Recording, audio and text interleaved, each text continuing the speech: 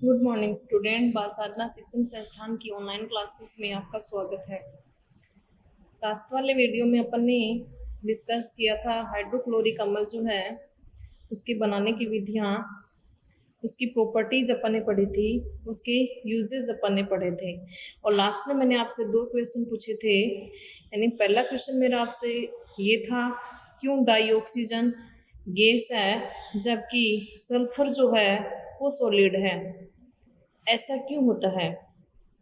तो इस क्वेश्चन का आंसर ये होगा, यानी ऑक्सीजन जो है उसका आकार छोटा होने के कारण, यानी आकार छोटा है, विद्युत ऋणात्मकता अधिक है, तो इस कारण आकार छोटा होने के कारण एक ऑक्सीजन दूसरे ऑक्सीजन के साथ में यानी डाइमर के रूप में पाया जाता है।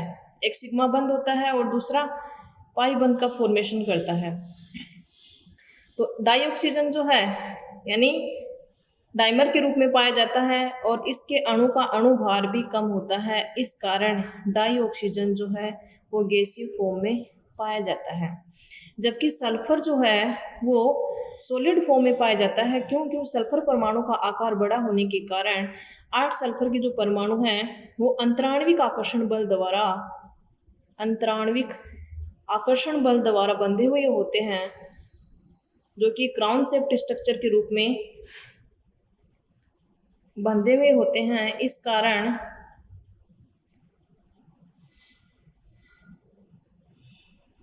सल्फर जो है वो किस फॉर्म में पाया जाता है? सॉलिड फॉर्म में पाया जाता है। अणुभार भी ज़्यादा होता है, आकार भी बड़ा है और ऑक्सीजन का आकार भी छोटा है। और डाइमर के रूप में पाए जाने के कारण ये क्या किस फॉर्म में है? गैसीय फॉर्म में। और ये किस फॉर्म में है? सॉलिड फॉर्म में, क्योंकि अंतराण्विक आकर्षण बल अधिक होता है। इस कारण सल्फर के 8 परमाणु जो है असेट अणु के रूप में रीअरेंज होकर के सॉलिड फॉर्म में पाए जाते हैं। तो ये हो जाएगा इस क्वेश्चन का आंसर। दूसरा क्वेश्चन मैंने आपसे पूछा था कि हेलोजन जो है, यानी हेलोजन फ्लोरीन, क्लोरीन, ब्रोमीन और आयोडीन, इनकी आपको वियोजन अबंध एंथैल्पी का क्रम बताना था। अबंध वियोजन एंथैल्पी का क्रम क्या होगा?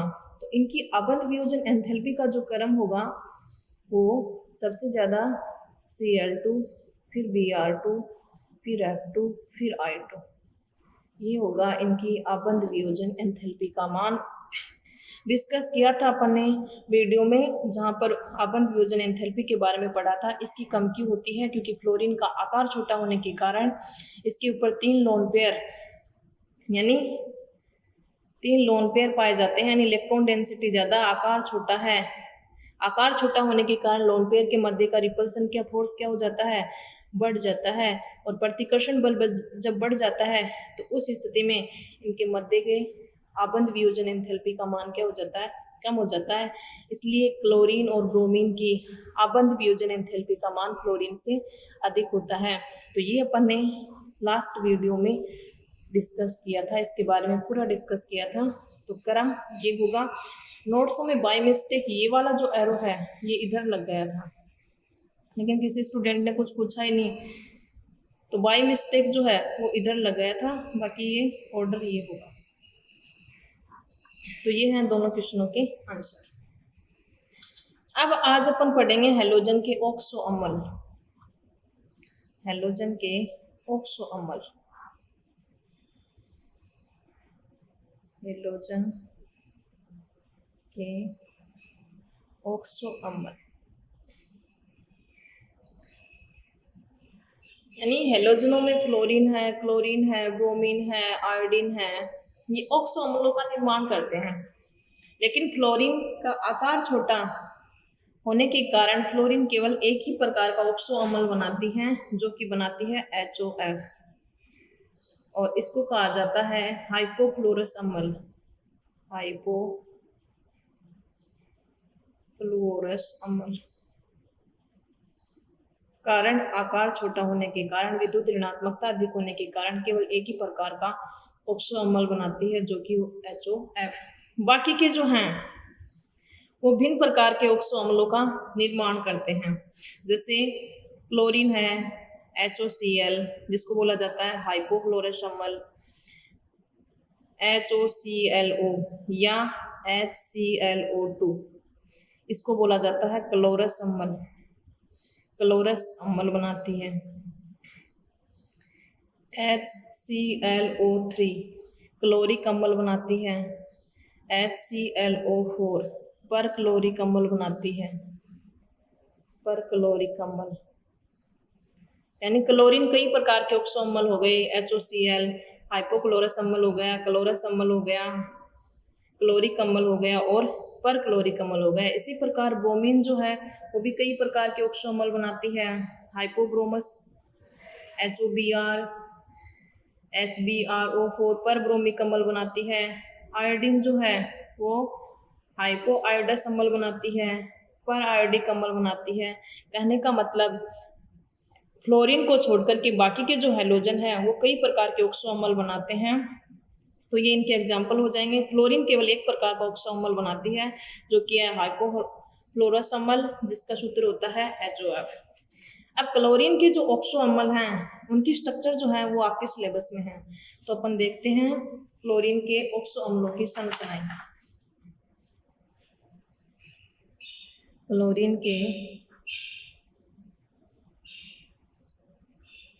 क्लोरीन के ऑक्सो अम्लों की संरचनाएं।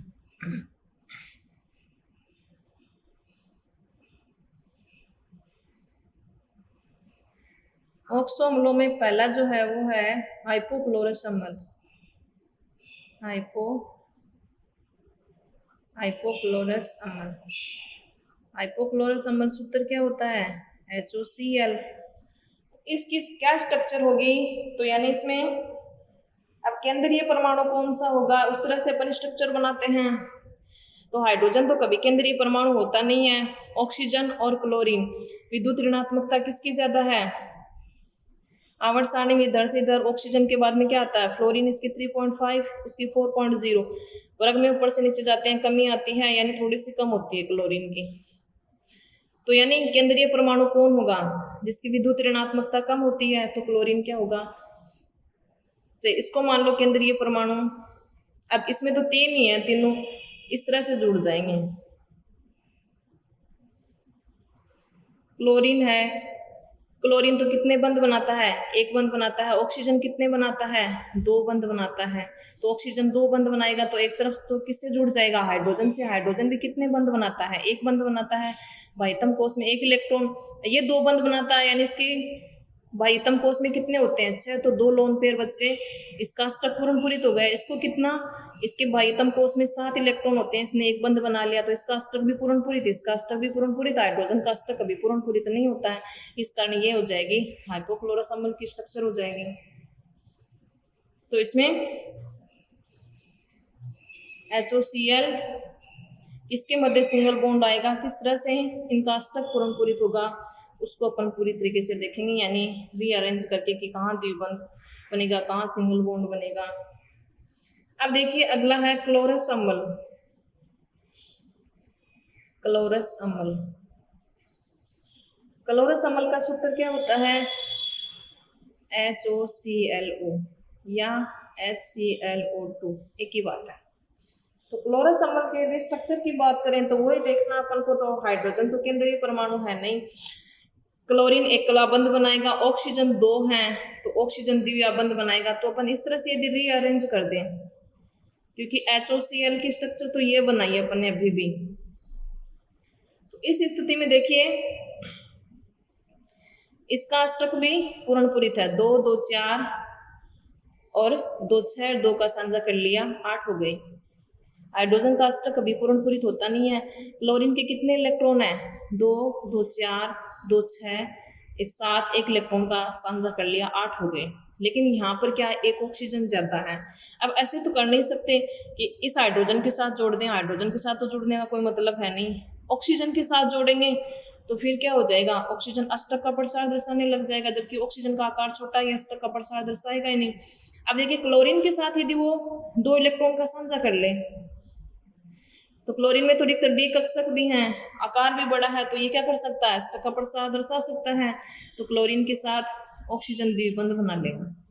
तो इस स्थिति में इस ऑक्सीजन का अष्टक क्या हो जाएगा, पुनर्पूरित हो जाएगा। 1 2 3 4 5 6 7 8, 2 इलेक्ट्रॉन का साझा कर लिया इसके साथ, तो इसके पास 2 लोन पेयर हो गए, इसके पास 2 हो गए, इसके पास 2 हो गए, तो यानी ये हो जाएगी क्लोरस अम्ल की संरचना। इसके भी 2 2 4 5 6 7 8 9 10, यानी ये अष्टक का प्रसार दर्शा रहा है। अगला देखिए क्लोरिक अम्ल। क्लोरिक अम्ल, क्लोरिक अम्ल का सूत्र क्या होता है, HOClO2 या HClO3। HClO3 में भी अपन उसी तरीके से देखेंगे, यानी पहले HOCl की स्ट्रक्चर बना लेंगे, यानी ऑक्सीजन है, हाइड्रोजन जुड़ा हुआ है, फिर उसके साथ Cl जुड़ा हुआ है। अब ये तो बनाएगा नहीं, इसने 2 बना लिए बंद, हाइड्रोजन भी नहीं बनाएगा। इसके पास कितने हैं, 3 लोन पेयर हैं, कितने ऑक्सीजन बच गए, 2 ऑक्सीजन, 2 ऑक्सीजन इस तरह से बंद बना लेंगे, तो ये हो जाएगी क्लोरिक अम्ल की संरचना HClO3। अब देखिए एक बच गया पर क्लोरिक अम्ल, चौथा जो है वो है पर क्लोरिक अम्ल।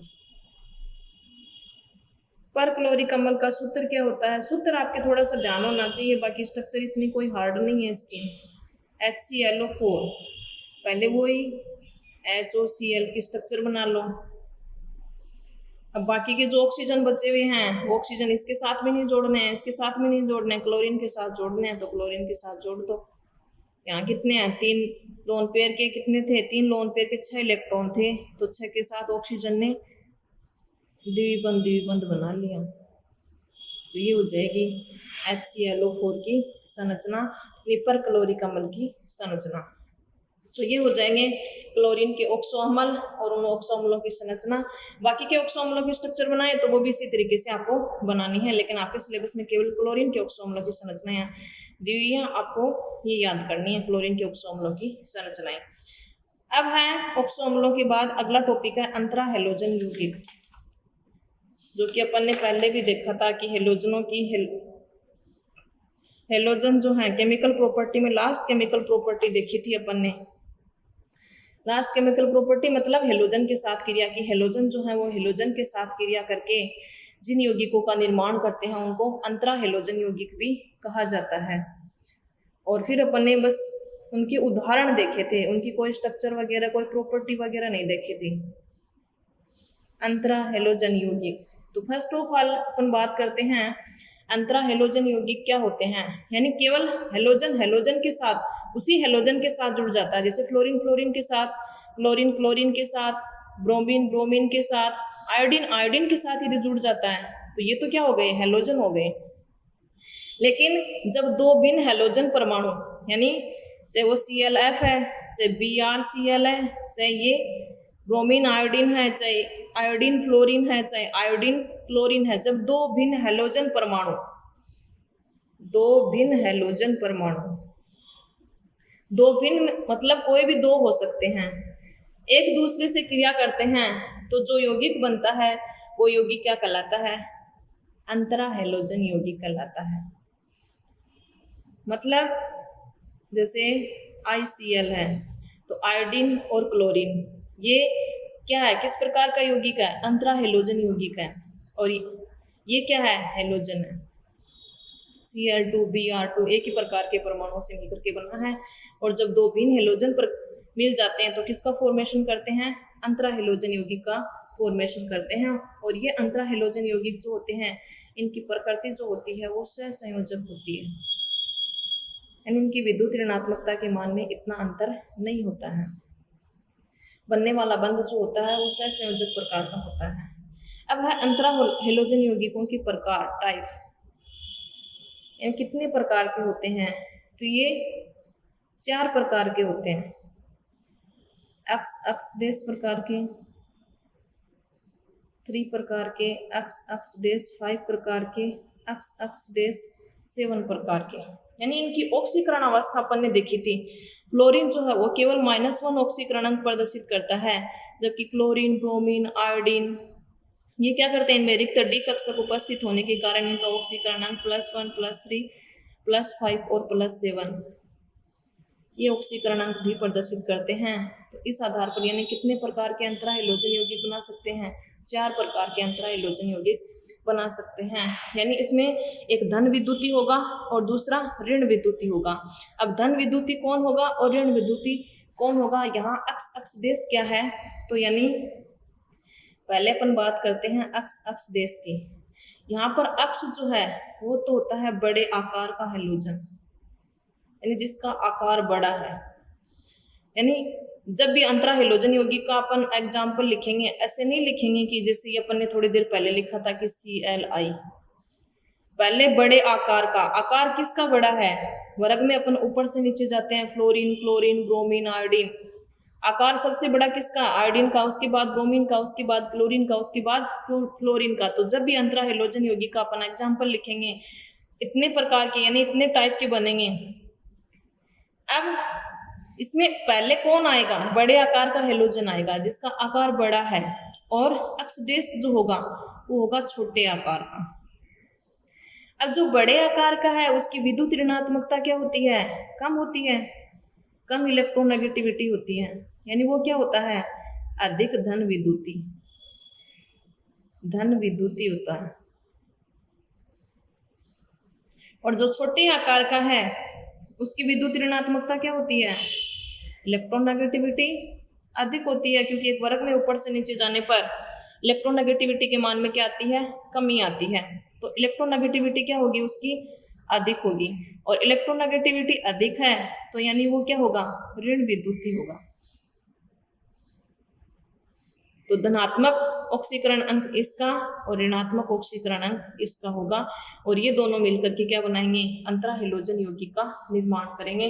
तो अंतरा हैलोजन यौगिक में अक्स अक्स देश को आपको ध्यान में रखना है। पहले बड़े आकार का जो हैलोजन है उसको, फिर छोटे आकार का जो हैलोजन है उसको लिखना है, फिर बन जाएगा अंतरा हैलोजन यौगिक। वो चारों टाइपों में से कोई भी हो सकता है। तो पहले अपन बात करते हैं अक्स अक्स देश प्रकार के जो अंतरा हैलोजन यौगिक हैं उसके क्या क्या एग्जाम्पल हैं। तो फर्स्ट ऑफ ऑल अपन बात करते हैं अक्स अक्स टाइप जो अंतरा हैलोजन यौगिक है उसके क्या क्या एग्जाम्पल होंगे। इसका एग्जाम्पल होता है chlorine fluoride, bromine fluoride, iodine chloride. यानी इनका जब IUPAC नाम जब लिखा जाता है, इनका नामकरण जब किया जाता है तो पहले वाले का तो नाम एज इट इज लिखा जाता है, जैसे इसका नाम क्लोरीन हो गया, फिर जो दूसरा हैलोजन होता है उसके आयड लगा देते हैं, जैसे chlorine fluoride, bromine fluoride, iodine chloride. आयड यानी मतलब ये ऋणात्मक है और ये धनात्मक है। दूसरे जो टाइप के हैं वो है अक्स अक्स देश 3 प्रकार के अंतरा हैलोजन यौगिक। तो इसका एग्जाम्पल क्या हो जाएगा, इसका एग्जाम्पल हो जाएगा ClF3, BrF3, ICl3। तो ये हो जाएंगे अक्स अक्स देश 3 टाइप के अंतरा हैलोजन यौगिक। इसका नाम क्या हो जाएगा, क्लोरीन। यहाँ पर कितने फ्लोराइड हैं, 3 हैं, तो 3 के लिए अपन क्या लिखते हैं, chlorine trifluoride, bromine trifluoride, iodine trichloride. तो ये हो जाएंगे, इनके नाम हो जाएंगे। अब अगला जो टाइप है वो है अक्स अक्स देश 5 प्रकार के अंतरा हैलोजन यौगिक। इसके एग्जाम्पल क्या होंगे, इसके एग्जाम्पल होंगे ClF5, BrF5, IF5। नाम वही हो जाएगा, क्लोरीन पेंटा 5 हो गए, क्लोरीन पेंटा फ्लोराइड, ब्रोमीन पेंटा फ्लोराइड, आयोडीन पेंटा फ्लोराइड। और लास्ट जो टाइप है वो है अक्स अक्स देश 7 प्रकार के। तो इसका जो एग्जाम्पल है वो एग्जाम्पल IF7 होता है। BrF7 ये नहीं होते क्योंकि इनमें बाद में आकार में अनुपात जो होता है उसमें ज़्यादा अंतर नहीं आ पाता। इस कारण आयोडीन का आकार बड़ा होने के कारण ये क्या कर सकता है, 7 फ्लोरीन के साथ आसानी से बंध बना सकता है। तो इसका नाम क्या होगा, आयोडीन 7 को बोलते हैं हेप्टा आयोडीन हेप्टा फ्लोराइड। तो ये हो गए अंतरा हैलोजन यौगिक उनके टाइप और उनके एग्जाम्पल की, कितने प्रकार के बनाता है अंतरा हैलोजन यौगिक बनते हैं और उनके उदाहरण क्या हैं। अब अपन बात करते हैं इनके बनाने की विधियों की, यानी अंतरा हैलोजन यौगिकों का निर्माण कैसे किया जाता है। बनाने की विधियां, बनाने की विधियां,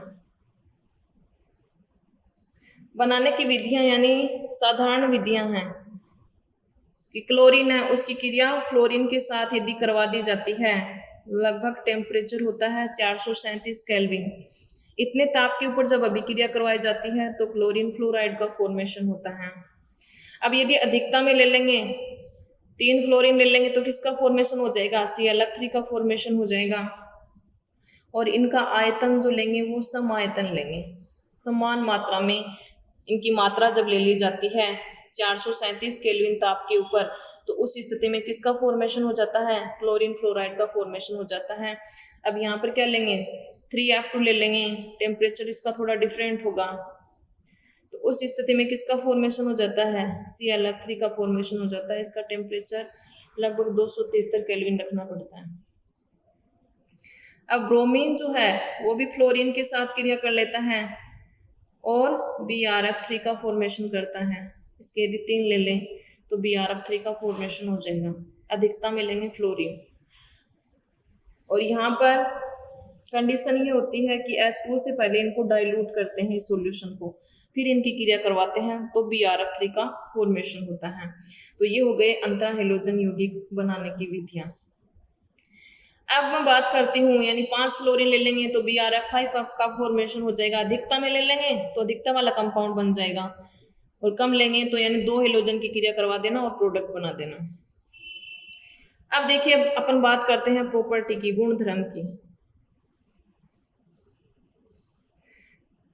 पहली प्रॉपर्टी की यदि बात करूं, इनकी प्रकृति क्या होती है, सहसंयोजक होती है, और ये प्रतिचुंबकीय होते हैं। प्रतिचुंबकीय कैसे, क्योंकि इनमें इलेक्ट्रॉन जो है वो क्या पाए जाते हैं, युग्मित इलेक्ट्रॉन पाए जाते हैं, पेयर्ड इलेक्ट्रॉन। दूसरी प्रॉपर्टी की बात करूं कि ये यानी अंतरा हैलोजन यौगिक हैं, ये 2 प्रकार के हैलोजनों द्वारा निर्मित किए जाते हैं। 2 भिन्न प्रकार के हैलोजन, भिन्न प्रकार के जो हैलोजन हैं उनके द्वारा किसका निर्माण किया जाता है, अंतरा हैलोजन यौगिक का निर्माण किया जाता है। 2 से अधिक यानी भिन्न प्रकार के, 3 प्रकार के हैलोजन नहीं होंगे, केवल 2 प्रकार के, वो भिन्न प्रकार के हैलोजन होंगे, वो अंतरा हैलोजन यौगिक का निर्माण करते हैं। अगली प्रॉपर्टी की यदि बात करूं, ये जो अंतरा हैलोजन यौगिक हैं जिनको अपन ने नाम दिया है अक्स अक्स डेस, भिन्न प्रकार के हैं, इसलिए एक अक्स डेस हो गया, एक अक्स हो गया, अक्स बड़े आकार का, ये छोटे आकार का, किसकी विद्युत ऋणात्मकता कम, जो कि अपन ने डिस्कस कर लिया है। अंतरा हैलोजन यौगिक जो होते हैं वो हैलोजन, तो हैलोजन को अपन किससे रिप्रेजेंट करते हैं, H2 से, केवल हैलोजन है तो H2 से रिप्रेजेंट करते हैं, चाहे F2 है, चाहे Cl2, चाहे Br2 की तुलना में ये अधिक क्रियाशील होते हैं। अंतरा हैलोजन यौगिक जो हैं वो अधिक क्रियाशील होते हैं। क्यों होते हैं, क्योंकि अंतरा हैलोजनों के मध्य जो आबंध होता है, अक्स अक्स बेस के मध्य का जो बंध होता है, वो अक्स अक्स के मध्य के जो बंध की तुलना में क्या होता है, वीक होता है।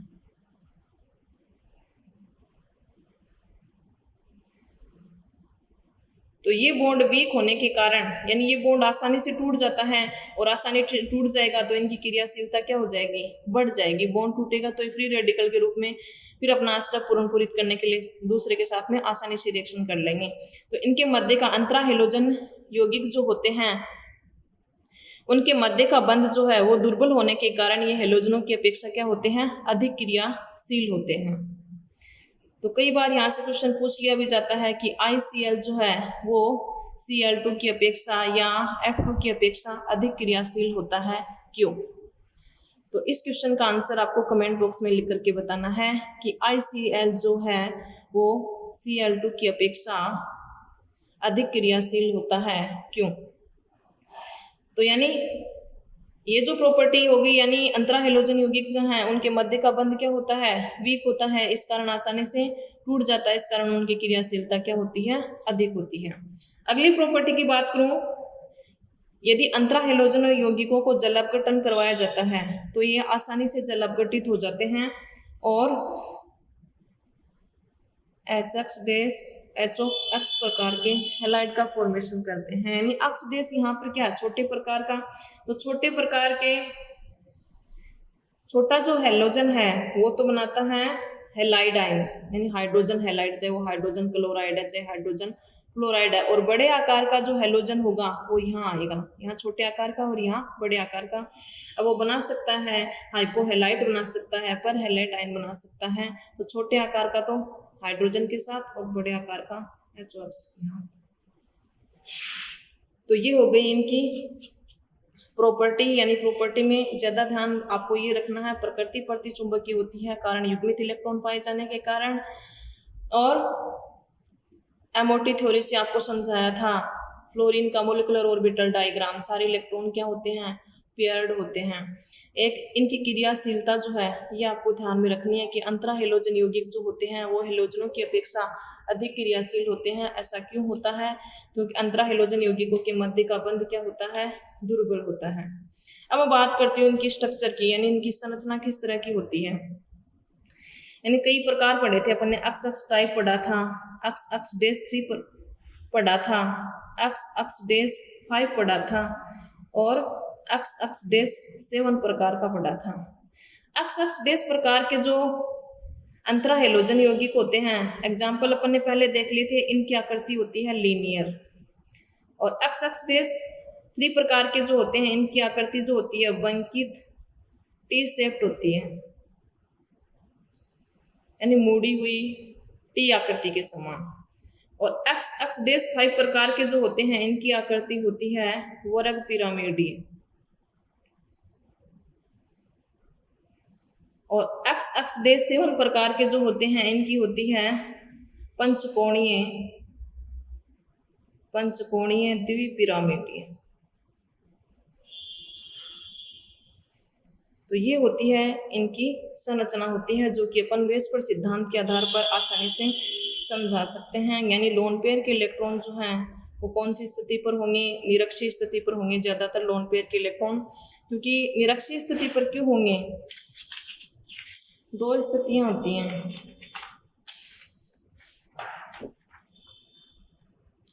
एक निरक्षीय स्थिति और एक अक्षीय स्थिति। यानी मान लीजिए एक्स F2 है या एक्स कोई भी मॉलिक्यूल है। अब देखिए, या इसका एग्जाम्पल ले लेती हूँ मैं, एक्स एक्स डेस का एग्जाम्पल ले लेती हूँ, इसे से समझा देती हूँ। ClF है, तो ClF की आकृति यानी इसमें क्लोरीन है, फ्लोरीन है, तो आकृति क्या होगी, लीनियर होगी। क्लोरीन भाईतम कोष में कितने 7 हैं, इसके भी कितने हैं 7 हैं, तो 2 2 4 2 6 1 बच गया 7, तो फ्लोरीन के साथ बंध बना लेगा और फ्लोरीन के साथ ये आकृति क्या हो गई, लीनियर हो गई। ये अक्षीय स्थिति पर जुड़ गया और ये क्या है, इसकी निरक्षीय स्थिति। जैसे ClF3 है, एक्स एक्स डेस 3 प्रकार का अंतरा हेलोजन यौगिक है, तो इसमें क्लोरीन है केंद्रीय परमाणु, बाह्यतम कोष में कितने इलेक्ट्रॉन 7, 1 2 3 4 5 6 और 7। एक फ्लोरीन तो यहाँ जुड़ेगा, एक फ्लोरीन यानी ये अपना अष्टक पूर्ण पूरित कर लेगा, ये भी अपना अष्टक पूर्ण पूरित कर लेगा, एक फ्लोरीन यहाँ जुड़ जाएगा, यहाँ क्या बच गए 2 लोन पेयर। अब यानी इसकी यानी ये 2 लोन पेयर है, ये वाला लोन पेयर यहाँ भी तो हो सकता था, यहाँ भी हो सकता था। यानी बस केंद्रीय परमाणु में यदि हाइब्रिडाइजेशन देखा जाए तो हाइब्रिडाइजेशन कौन सा आ रहा है, सिग्मा बंध की संख्या, तो सिग्मा बंध कितने हैं 1 2 3 और लोन पेयर कितने हैं 2, सिग्मा बंध की संख्या प्लस लोन पेयर की संख्या कितने हो गए 5। संभावित संकरण का प्रकार क्या होगा, sp3d या dsp3 होगा। तो यानी इस प्रकार का जब संकरण होता है तो आकृति क्या होती है, त्रिकोणीय द्विपिरामिडीय, यानी इस तरह की आकृति होती है, त्रिकोणीय और द्विपिरामिडीय, 2 पिरामिड बन गए। अब केंद्रीय परमाणु के पास यदि सारे के सारे बॉन्ड पेयर होते तो आकृति क्या हो जाती, त्रिकोणीय द्विपिरामिडीय हो जाती। लेकिन 3 बॉन्ड पेयर हैं और 2 लोन पेयर है, और लोन पेयर की उपस्थिति के कारण यह आकृति क्या हो जाती है, विकृत हो जाती है। और विकृत होकर के यानी केंद्रीय परमाणु में संकरण का प्रकार sp3d होने के कारण आकृति त्रिकोणीय द्विपिरामिडीय होनी चाहिए, लेकिन होती नहीं है। बेस पर सिद्धांत के आधार पर यदि केवल बॉन्ड पेयर होते पांचों के पांचों तो यह आकृति त्रिकोणीय द्विपिरामिडीय होती, लेकिन लोन पेयर की उपस्थिति के कारण यह आकृति विकृत हो जाती है। और विकृत होने के कारण यानी लोन पेयर के मध्य क्या बढ़ेगा, रिपल्सन फोर्स बढ़ेगा। तो ये फ्लोरीन थोड़ा सा इधर पुश होगा और ये फ्लोरीन थोड़ा इधर आएगा, तो आकृति किस तरह से हो जाएगी, इस तरह से हो जाएगी। कारण लोन पेयर के रिपल्सन के कारण। तो लोन पेयर के मध्य का प्रतिकर्षण क्या होता है, सबसे ज्यादा होता है, इस कारण रिपेल करेगा, तो ये इधर धक्का देगा, ये इधर धक्का देगा। तो इस स्थिति में क्या हो जाएगा, इसकी आकृति टी शेप है, लेकिन बंकित टी शेप अपन ने क्यों कहा, बंकित टी शेप हो जाती है। तो ये बंकित टी शेप इस कारण होती है लोन पेयर के रिपल्सन के कारण। और ये लोन पेयर निरक्षीय स्थिति पर क्यों होते हैं, क्योंकि निरक्षीय स्थिति पर होने पर, निरक्षीय स्थिति पर बॉन्ड एंगल का मान कितना होता है, 120 डिग्री, जो कि दूरी ज्यादा है, दूरी ज्यादा रहेगी तो रिपल्सन फोर्स इनके मध्य कम लगेगा।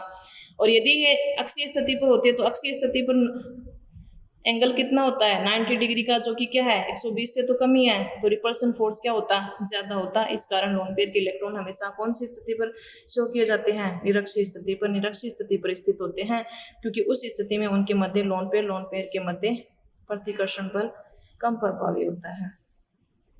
तो आज की वीडियो में इतना ही। बाकी जो स्ट्रक्चर हैं फिर बच जाएगा 18 ग्रुप एलिमेंट और उनकी प्रॉपर्टी, 1-2 वीडियो का और शेष रहेगा। तो आज की वीडियो में आपको स्ट्रक्चर बतानी है, यानी मैं 1-2 जो एग्जाम्पल है, एक क्वेश्चन तो पहले हो गया था अपना कि ICl जो है वो अधिक क्रियाशील होता है Cl2 की अपेक्षा। अगला जो क्वेश्चन है कि IF5 इसकी संरचना किस तरह की होगी और BRF5 इसकी संरचना किस तरह की होगी। केवल संरचना, स्ट्रक्चर नहीं बनानी है, स्ट्रक्चर नहीं बनेगी। कमेंट बॉक्स में केवल इनकी स्ट्रक्चर का नाम लिखना है कि स्ट्रक्चर किस प्रकार की होगी। संकरण निकाल लेना संकरण के आधार पर, लेकिन सारे बॉन्ड पेयर हैं तो आकृति वो होती, लेकिन लोन पेयर की उपस्थिति के कारण आकृति किस प्रकार की हो जाती है। तो ये जो 2 हैं IF5 और BRF5, इनकी स्ट्रक्चर बता देना कि इनकी स्ट्रक्चर जो है वो किस प्रकार की होती है। और एक क्वेश्चन ये हो जाएगा। आज के वीडियो में बस इतना ही। Thank you.